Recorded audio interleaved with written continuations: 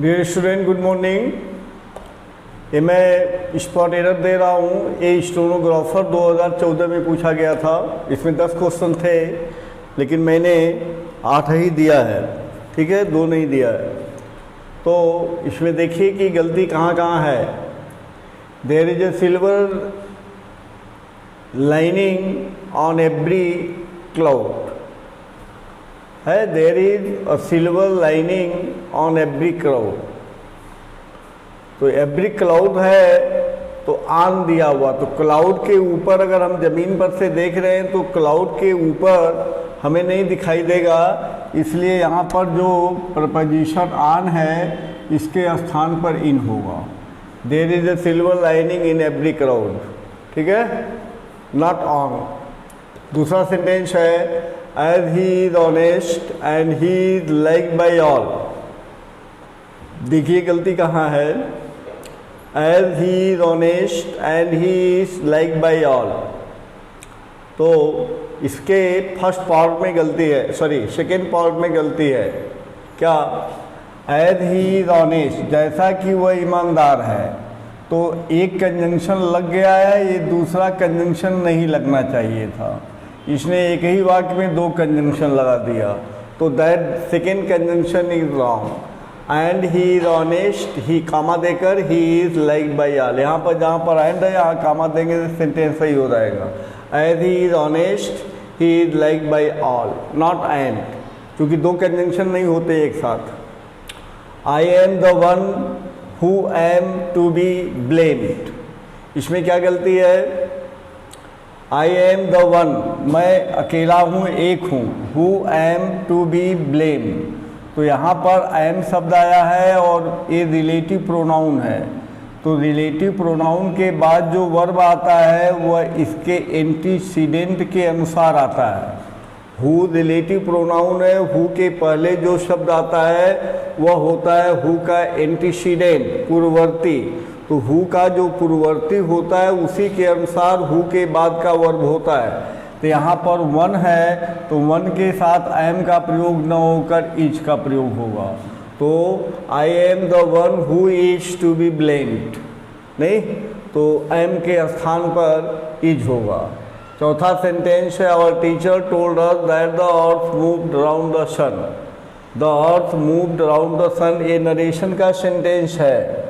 तो नरेशन में जब यूनिवर्सल ट्रूथ होता है तो उसके टेंस में कोई परिवर्तन नहीं होता। अर्थ मूव्ड अराउंड द सन, पृथ्वी सूर्य के चारों ओर घूमता था या घूमती थी, ऐसा नहीं हो आज भी घूमती है। तो जहाँ पर ये मूव्ड है यहाँ पर मूव्स हो जाएगा, ठीक है। तो ये मूव्ड वाला गलत है। 5वां सेंटेंस है इन Italian artist and inventor Leonardo da Vinci was the left handed. अब देखिए इसमें कहाँ गलती है। An Italian artist and inventor Leonardo da Vinci was, तो ये 2 नाउन आर्टिस्ट और इन्वेंटर एंड से जुड़े हैं और आर्टिकल केवल पहले के पहले है। तो केवल पहले के पहले है का मतलब इटालियन और इन्वेंटर दोनों एक ही व्यक्ति हैं। वर्ब सिंगुलर होगा तो वर्ब सिंगुलर है, अर्थात पार्ट ए और पार्ट बी में देयर इज नो मिसिंग, कोई गलती नहीं है। तो सी पार्ट में गलती है क्या? Left handed, the left handed, तो इनकी वाज लेफ्ट हैंडेड, यहाँ पर द शब्द का प्रयोग नहीं होगा, इसमें आर्टिकल की गलती है, ठीक है। आर्टिकल की गलती भी जल्दी पकड़ में नहीं आता। अगला देखो आप, the eyes of an octopus are remarkably similar to those of a human being. तो आईज यहाँ पर प्लूरल नंबर सब्जेक्ट हो गया, आज लिया है तो ये तो ठीक है। The eyes of an octopus are remarkably similar to those of a human being. तो those of a human being माने एक मानव प्राणी के आँखों की तरह चमकीला होता है, रिमार्केबल होता है। तो देयर इज नो एरर, तो इसमें कोई एरर नहीं है, डी वाला ऑप्शन सही होगा। अगला सेंटेंस है if he went to Agra he would have seen the Taj Mahal. ये सेंटेंस मैंने आपको पहले भी बताया है कि इस तरह का सेंटेंस जो कंडीशनल सेंटेंस होते हैं ये प्रायः एक सेंटेंस पूछे जाते हैं हर एग्जामिनेशन में। तो ये इफ़ क्लॉज आपका है इफ़ क्लॉज, और ये मेन क्लॉज। शुद्ध करना होता है हमें मेन क्लॉज को देखकर सबऑर्डिनेट क्लॉज को शुद्ध करना होता है।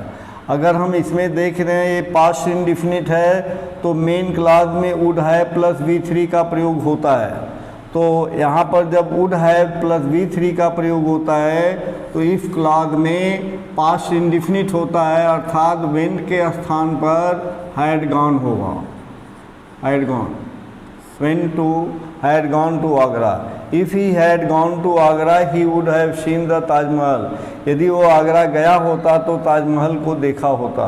तो यहाँ पर had gone होगा went। अब अगर आप इसको देखकर इसे शुद्ध करोगे तो गलत हो जाएगा, नहीं, क्योंकि इफ़ क्लॉज को देखकर मेन क्लॉज को शुद्ध नहीं करते हैं, बल्कि मेन क्लॉज को देखकर इफ़ क्लॉज को शुद्ध किया जाता है। तो मेन क्लॉज पास्ट परफेक्ट में है तो सबऑर्डिनेट क्लॉज और if clause will be in past perfect tense, तो ये भी पास्ट परफेक्ट टेंस में होगा, इसलिए यहाँ पर वेंट के स्थान पर हैड गॉन होगा।